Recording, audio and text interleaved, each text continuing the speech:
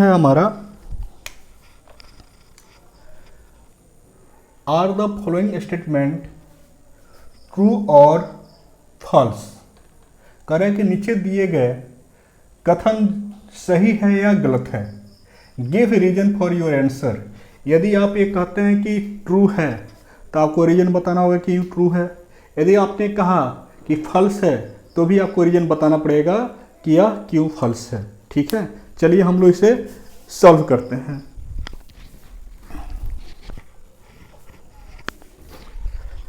देखिए हमारा क्वेश्चन क्या है। क्वेश्चन है एवरी होल नंबर, क्या लिखा हुआ है, every whole number is a natural number. चलिए इसे हम लोग सॉल्व करते हैं, देखते हैं हमारा स्टेटमेंट ट्रू होता है या फॉल्स होता है। यदि होल नंबर की बात करें तो हम होल नंबर कैसे लिखते हैं भाई, 0 1 2 3 सो ऑन इनफिनाइट तक जाता है। ठीक है, और नेचुरल नंबर कैसे लिखते हैं, 1 2 3 4 ऐसे ही ये भी इनफिनाइट तक जाता है। समझ में आया। अब प्रश्न को ध्यान से देखिए। प्रश्न हमारा कह रहा है कि एवरी होल नंबर, यानी कि जितने भी होल नंबर हैं, यानी कि यहाँ का नंबर जो है वह क्या होगा, नेचुरल नंबर होगा। क्या यह कथन सत्य है। कहता है every whole number is a natural number. बिल्कुल गलत है, नहीं हो सकता, क्योंकि देखिए होल नंबर में क्या है, 0 है, नेचुरल नंबर में क्या है, 1 है। तो कह रहा है एवरी, तो एवरी में तो 0 भी आता है ना होल नंबर में, तो इसलिए हमारा यह कथन क्या हो जाएगा, फॉल्स हो जाएगा। तो आंसर क्या लिखेंगे, आंसर हमारा हो जाएगा, सॉरी आंसर हो जाएगा हमारा फॉल्स, फॉल्स। अब रीजन बताना है, लिखेंगे बिकॉज 0 इज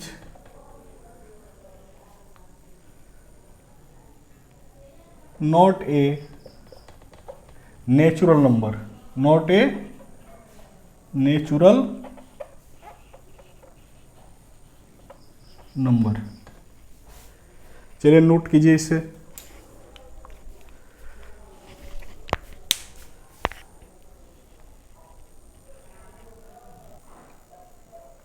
चलिए एग्जाम्पल 1 का हमने पहला क्वेश्चन देख लिया।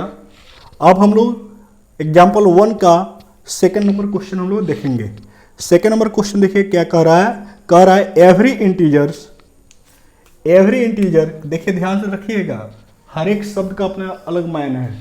यहाँ पे क्या कह रहा है, every integer is a rational number, every integer is a rational number.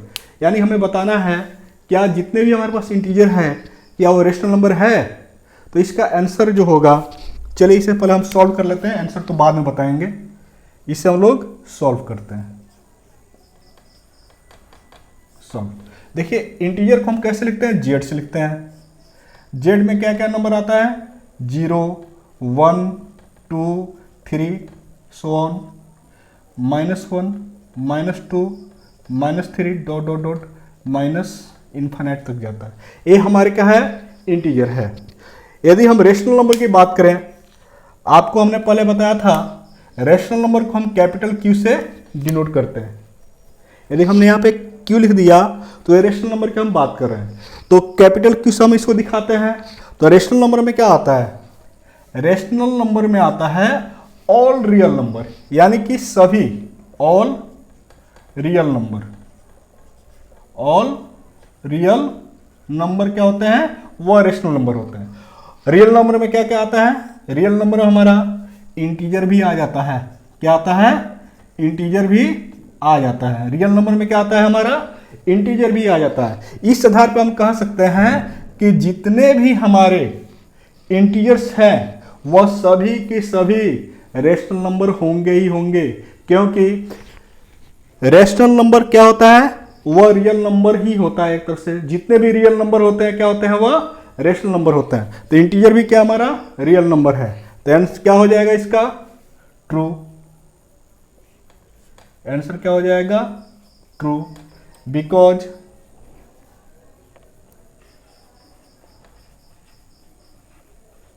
Because all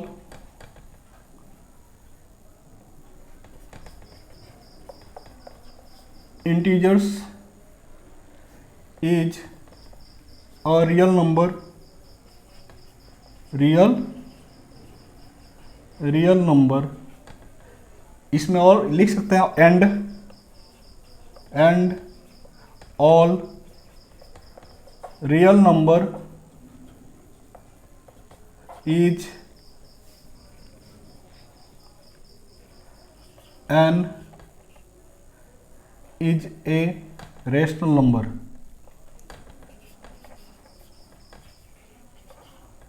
rational number। देखिए क्वेश्चन आपको समझ में आ गया होगा, नोट कीजिए।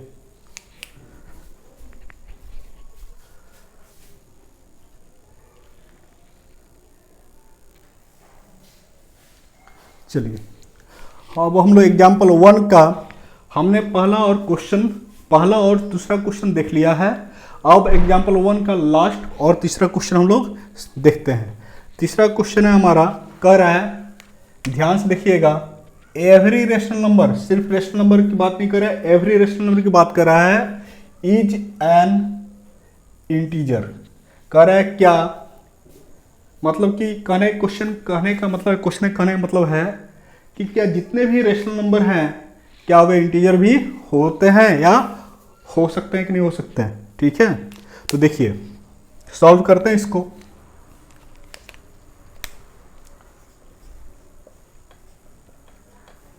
देखिए रेशनल नंबर की बात कर रहा है, तो रेशनल नंबर को हम पहले ही बताया था कैपिटल क्यू से लिखते हैं। रेशनल नंबर में जो नंबर आते हैं वो देख लीजिए। रेशनल नंबर में कौन से नंबर आएंगे, 0 आ जाएगा, ठीक है, -1 भी आ जाएगा, ठीक है, 1/2 भी आ जाएगा, ठीक है, √4 भी आ जाएगा, ठीक है, 3/5 भी आ जाएगा, ठीक है, इस तरह से सिर्फ 5 भी आ जाएगा, ठीक है। इस बहुत सारे नंबर हमारे रेशनल नंबर में आ सकते हैं। यदि हम इंटीजर नंबर की बात करें, इंटीजर को हम जानते हैं पहले से जेड से लिखा जाता है, तो इंटीजर की बात करें तो इंटीजर में क्या आता है, 0 1 2 3 ऐसे करके इन्फिनाइट तक, फिर -1 -2 इन्फिनाइट तक ऐसे जाएगा। अब देखिए जरा ध्यान से देखिए, इंटीजर में या तो हमारे पास जो नंबर है प्लस में है, माइनस में है, और यह नंबर जो है बिना फ्रैक्शन वाले हैं, यानी फ्रैक्शन वाले नहीं हैं, रूट वाले नहीं हैं। तो इसमें ना रूट हमें नजर आ रहा है ना फ्रैक्शन नजर आ रहा है, कुछ नजर नहीं आ रहा है। तो हम क्या कह सकते हैं कि यह कथन क्या है, फल्स है। माफ कीजिएगा, ये कथन क्या है, फल्स है। क्यों फल्स है, क्योंकि देखिए जितना भी रेशनल नंबर है वह आपके जेड में नजर नहीं आ रहा है। क्यों, क्योंकि रेशनल नंबर में हमारे रूट वाले भी नंबर आते हैं, फ्रैक्शन वाले नंबर भी आते हैं, लेकिन इंटीजर में हमारे रूट वाले नंबर नहीं आते, फ्रैक्शन वाले नंबर नहीं आते हैं। इसलिए क्या लिखेंगे, false. False.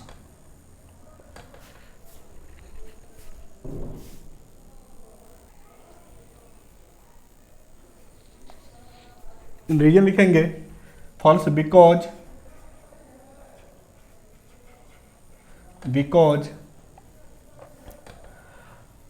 Integer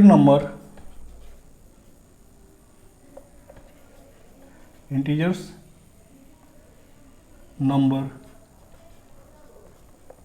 does not consist of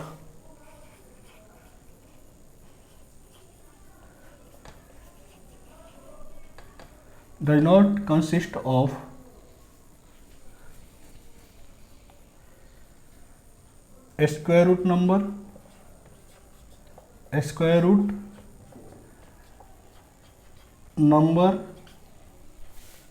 and fraction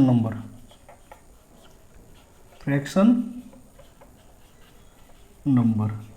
इसमें बहुत सारी चीज़ हम लिख सकते हैं। देखिए इसमें यानी कि रेशनल नंबर में हमारे डेसिमल नंबर भी आ जाएंगे, लेकिन जेड में हमारा डेसिमल नंबर नहीं आता है। तो बहुत सारे रीजन है जिसका आधार पर हम कह सकते हैं कि सभी रेशनल नंबर इंटीजर नंबर नहीं हो सकते हैं, लेकिन हाँ सभी इंटीजर रेशनल नंबर जरूर होंगे। चलिए नोट कीजिए।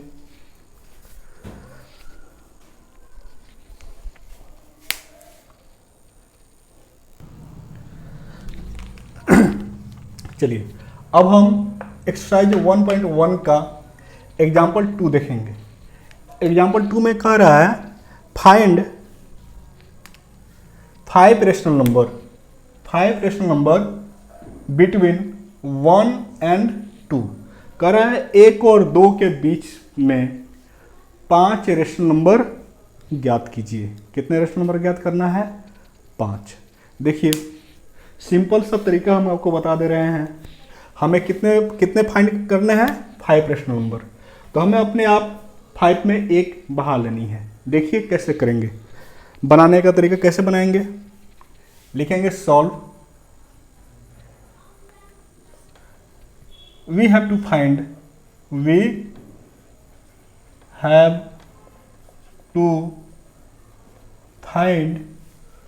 Five rational number. We have to find 5 rational number.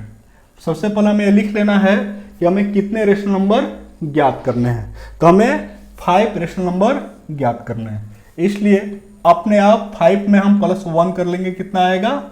6। अब इस 6 से जिन नंबर के बीच में रेशनल नंबर फाइंड आउट करने हैं उसके न्यूमरेटर और डिनोमिनेटर में इसी नंबर से मल्टीप्लाई करेंगे। गिवन है, गिवन नंबर या गिवन डेट ही लिखिए। गिवन डेट दिया है 1, तो हम क्या करेंगे? इस 1 में ऊपर नीचे 6 से मल्टीप्लाई कर देंगे। क्या आएगा? 6/6। ठीक उसी तरह से 2 नंबर है तो इसके 2/1 में मल्टीप्लाई कर देंगे 6/6 से। क्या आ जाएगा? 12/6। क्या आएगा? 12/6। यहाँ पे 1 इसलिए लिखना पड़ा क्योंकि न्यूमरेटर में तो 2 है, लेकिन डिनोमिनेटर में हमारा नंबर नहीं था तो 1 लिख के गुना करेंगे। अब हमारे पास जो नंबर मिल गए वह कौन कौन सा नंबर मिल गया हमको? हमें नंबर मिल गया 6/6। चूंकि हमें 5 रेशनल नंबर फाइंड आउट करना है तो सबसे पहले 5 को ऐसे लाइन बना दीजिए। 1 2 3 4 5। लास्ट में जो आया है इससे लिख लीजिए 12/6, 12/6। देखिए हमें यहाँ 6 से और यहाँ 6 से क्या पता चल रहा है? हमें यह पता चल रहा है कि डिनोमिनेटर में 6, यहाँ भी 6 है। इसका मतलब जितने भी रेशनल नंबर आएंगे बीच में सबके डिनोमिनेटर में 6 होगा। तो यहाँ पे अपने आप 6 लिखिए। 6 लिखिए। 6 6 6 6। अब इसको असेंडिंग ऑर्डर में बढ़ाते जाइए। 6 के बाद क्या होता है? 7, 7 के बाद क्या आएगा? 8, 8 के बाद क्या होगा? 9, 9 के बाद क्या होगा? 10। इस तरह से हम बढ़ाते जाएंगे। 6 के बाद क्या होगा? 7, 7 के बाद 8, 8 के बाद 9, 9 के बाद 10 और 10 के बाद 11।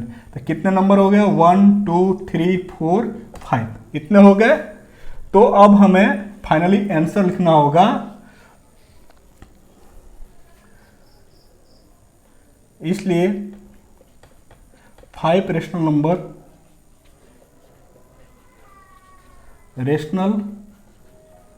नंबर between 1 and 2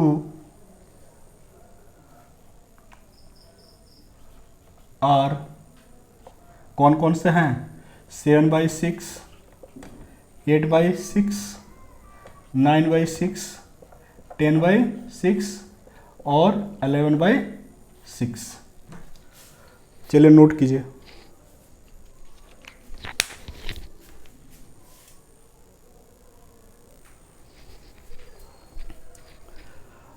आज की क्लास हम यहीं पे ख़त्म करते हैं।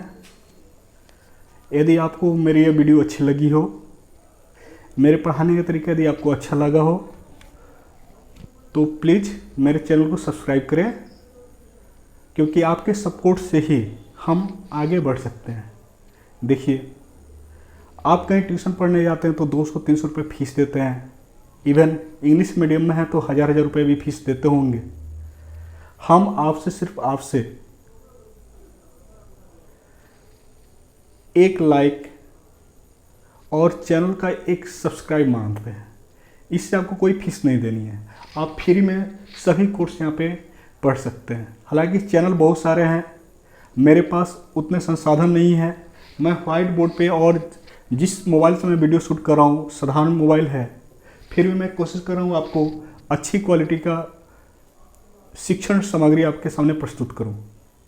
तो आप प्लीज़ मेरे चैनल को सब्सक्राइब करें। धन्यवाद।